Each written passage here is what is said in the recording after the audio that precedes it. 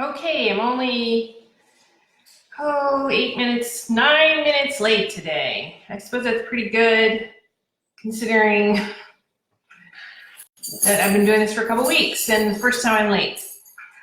It took a while to get the Mac to warm up. Word's doing something strange to me. Anyway, the swimming's going well.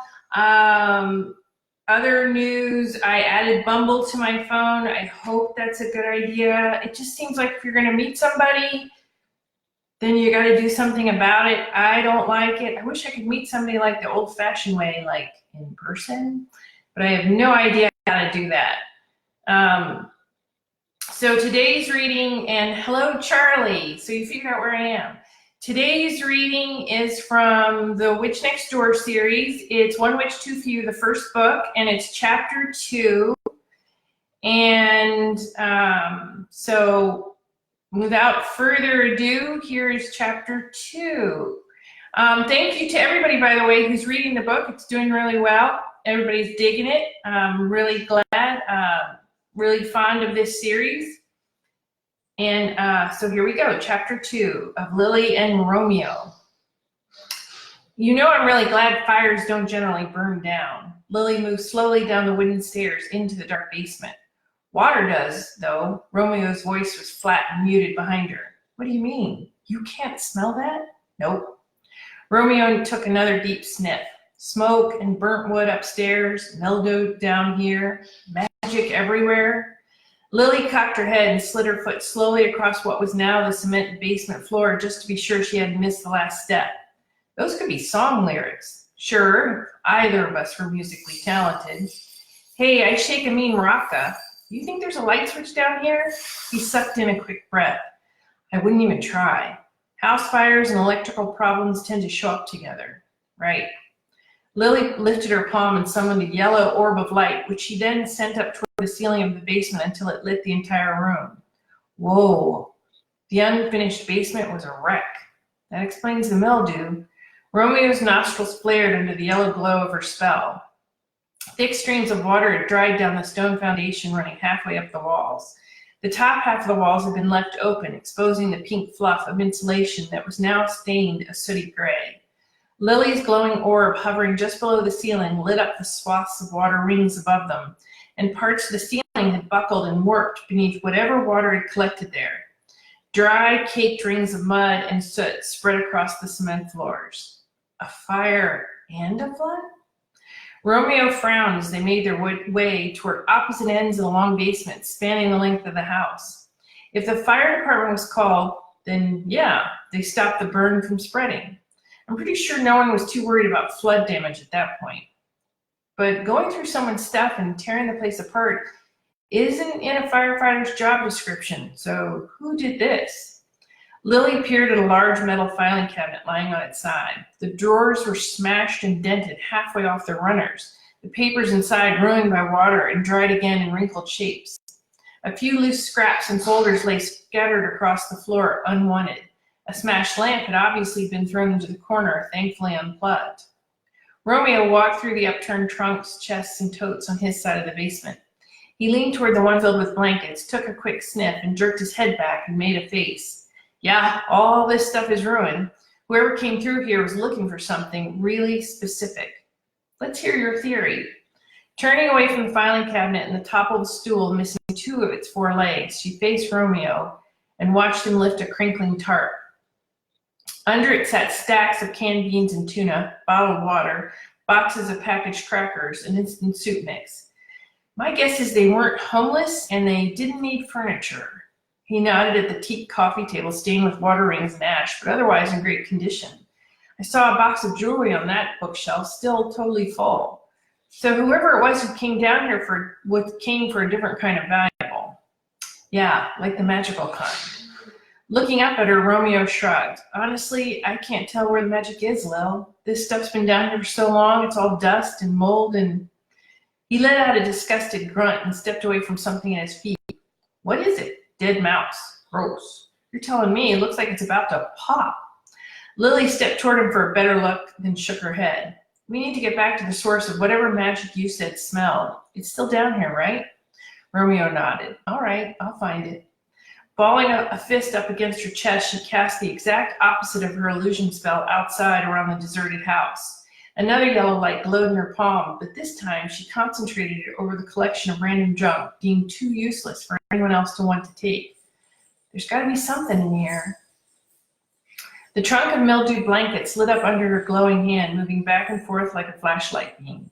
Then she moved to the plastic tote of photo albums and a few framed pictures, followed by the boxes that had been stacked but were now shoved over onto the floor. Only 2 of them sat upright, but they all had water damage, and one of them spilled an endless supply of hair bows and ribbons across the stained cement. She even went to the high metal shelf against the far wall and scanned the rows of power tools, cleaning supplies, and finally the open box of jewelry. Okay, Lily frowned at the scattered junk. You smell magic, but there's not even a simple charm on any of this. Turning around again, she studied the unfinished room under the glow of her magical light bulb. That filing cabinet looks just about as beat up as the fridge, so they both got knocked around a little.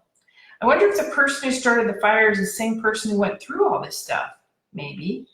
Romeo raised his eyebrows and nodded in understanding. You're thinking they came down here looking for something special. Something magical is my bet. Right. And when they couldn't find it, they set the house on fire. That's a serious temper tantrum. Lily met his gaze and smirked. Or a warning. I mean, none of the canned food was touched, and that's all stacked neatly. Wait. She passed her hand, still glowing with the revealing spell, over the packaged food and the tart, then shook her head. Nothing there. But the owner looked like a fairly neat person. Those boxes don't look very neat, like someone pushed them over. But the water got to all of them. So they were already on the floor by the time the fire was put out. Man. The surprise in Romeo's voice made her glance his way. Was your mom training you to be a detective too? She snorted. That definitely wasn't her end goal. But I did learn that solving a puzzle is easier when you can see all the pieces right there in front of you, or most of them at least. Plus, I've read all the Sherlock Holmes stories at least a half a dozen times. Romeo chuckled. But no one ever thought those would apply to real life. With a shrug, Lily stepped away from the piles of stored belongings and out into the open center of the basement. Well, they definitely get you in the mindset of paying attention to everything, even if it doesn't seem important. So, witch detective, he laughed at Lily's jokingly irritated glance. What else are you putting together? Well, let's just say the arsonists came down here first and couldn't find what they were looking for. They trashed the basement, then went upstairs and were still pretty pissed. Smashed in the fridge and the stove, then figured they'd light the place up and maybe scare whoever lived here into handing over what they wanted. But then, standing in the middle of the room, Lily cast the same revealing spell with her other hand, holding both palms out and turning in a slow, thorough circle. Is there a hole in your theory? Romeo stepped lightly over the dead mouse and headed toward her. Maybe not. Someone came back here to take pictures off the wall, after the fire. What if that person's the one who cast whatever spell I just can't seem to find? She kept searching, moving her palms up and down, because they wanted it to be hard to find. So anyone who came back would have to work really hard for it. I mean, looking through all the boxes and stuff down here is pretty obvious. And the opposite of that would be hidden in a wall that's literally falling apart, Romeo asked. Lily tilted her head in consideration. I'm thinking more like something written in the air. It wasn't really a suggestion. She turned toward her, both hands lifted toward the ceiling. Romeo, there are nicer ways to ask me to. No, I mean, he grabbed one of her wrists and aimed it at the basement wall opposite the stairs. I mean, it's in the wall. When the glowing light of her palm struck a huge rip in the plastic cover over the sagging insulation, Lily's mouth popped open. Oh. A green light glowed from behind and within that rip in the uncovered wall. She moved her hand a few inches to the left, and the glow disappeared. Oh, good catch. Romeo squeezed her shoulder. I have no problem being a Watson to your Holmes. Our thing is just a little bit different than that, but I appreciate the effort. He just grinned at her and she nodded toward the wall. So there's our magic then. Once they reached the source of that green glow, it only appeared again once Lily raised her illuminated hand in front of it. That's actually a really great hiding place. Look at this stuff. It's falling out all over the floor. Must have been a hell of a lot of water to gunk it all up like this. She reached toward the torn hole in the plastic. Well, don't touch it. Why? Romeo raised an eyebrow. Fiberglass, Lily. Feels like picking a bouquet of poison ivy. Hold on. He turned around and headed for the tools in the metal shelf. You haven't actually done that, have you? No, but I got a bunch of fiberglass down my shirt working on a construction site a few months ago. Almost clawed my own skin off. He returned to her holding a pair of thick nylon gloves and offered them. If you have to touch it, at least put these on. Thanks, I wouldn't have even thought of that part. Trying not to laugh, Romeo nodded and took a deep breath. Yeah, I know.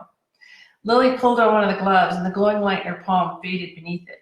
She used the other hand to illuminate the green light inside the wall, then shoved her gloved hand through the rip in the insulation's plastic covering.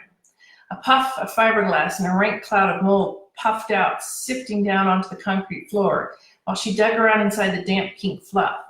Then she removed her hand. There's nothing in there. Well, Romeo stepped back from the mess on the floor and Lily pulled the glove off, inside out. What about open sesame?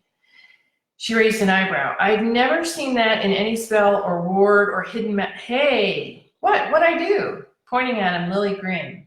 You just helped me find the last puzzle piece. The revealing spell only shows where the magic was coming from, not what it's for. The glowing yellow light in her palms disappeared and she closed her eyes for a few seconds to think. Okay, I guess this is my version of open sesame. With one finger, she drew a huge circle in the air around where the green light had appeared, then pressed her palm against the space between her and the insulation. A blinding flash burst toward them, making Romeo step back even farther. When the glare faded, it left behind a wavering green film in front of the plastic covering. It looked like green mist before it started to come together in dozens of different shapes. Just a few seconds later, the witch and the werewolf found themselves looking at a message hovering right in front of them. Puzzle solved. Romeo pumped a fist and stopped, or almost. For those looking to reclaim their secrets, Lily stared at the large curling letters pulsing in the air. Yeah, that's the part written in English. What language is the rest of it? I don't think it's a language. Romeo scratched his head. Okay, maybe not a spoken language, but those symbols have to mean something. You're right, I just don't. Oh my God. Lily put both hands to her cheeks and held her breath, scanning the 11 symbols beside the message they both understood. No way. I'd love to share your obvious excitement, Lil. She glanced at him quickly, his wide eyes reflecting the glowing green of the message they'd just uncovered. Sorry, it's just, I can't believe these are right here, right now. It's been so long since I've seen them. She took a deep breath. Romeo, I think she was here, right here. She had to have been here. And that means we're still on the right track. Oh, his eyes lit up when she grinned at him. Wait, why do you think she was here? These are hers, the symbols. Okay, just another one of my mom's games, right? She used to write me these coded messages on slips of paper and hide them all over the house. Most of the time it was on my birthday, like a scavenger hunt, except if I wanted to know where to look next, I had to decode it all first. Your mom made up her own language. Chuckling in disbelief, Lily blinked at the symbols. Yeah, a language she was constantly reinventing. She'd changed 3 symbols every year, so I always had to pay attention. Really threw me off when she added one to replace TH. So what does it say? It doesn't say anything. She shook her head. These are numbers. Like numbers that mean something? Not yet. She gave her hands a little shake, then licked the top tip of her index finger and started drawing the numbers she recognized in the air beside the green secret message. Romeo snorted. Are you writing in the air with magical spit? What?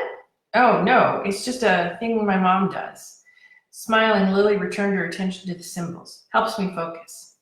I'm suddenly imagining your entire living room in your house when we were kids. All of it lit up different colors while you and your mom wrote out magic lessons and codes and licked your fingers every couple minutes. Actually, that's a pretty accurate description. Right. Who needs smart boards and iPads when you can just draw on nothing? Romeo waved his hand around in a wild gesture, then aimed his finger at Lily and pretended to poke her in the forehead. Hey, maybe I'll teach you how to do it one of these days. That werewolf in Montreal figured out a way to perform magic. I bet it would work for you. Romeo dropped his hand and scratched the back of his neck. Yeah, that was still super weird. I wouldn't be surprised if the guy made some kind of blood pact for that extra perk. Huh? Well, the offer stands if we ever figure out how he did it, but I should probably focus on this first. Right. Hey, would it still work if I licked your finger? Stop it. Lily shook, her eyes wide, as she translated the number of each of the 11 symbols shimmering in the air. But her heart was pounding. They were so close. They had to be. Okay, that was chapter 2, and I hope you guys enjoyed it. These will all soon be on YouTube channel, Martha Carr Author. Grace, the wonderful Grace, is going to help me load it. I hope everyone's having a good Monday and it's going well. Still swimming, still running, still trying to get somewhere. I hope you all have a great week, and I will be back tomorrow with another reading. I cannot remember. It is The Gnome's Magic. Tomorrow is The Gnome's Magic, book 2 from the Maggie Parker series. Have a great day, everybody, and I will see you soon.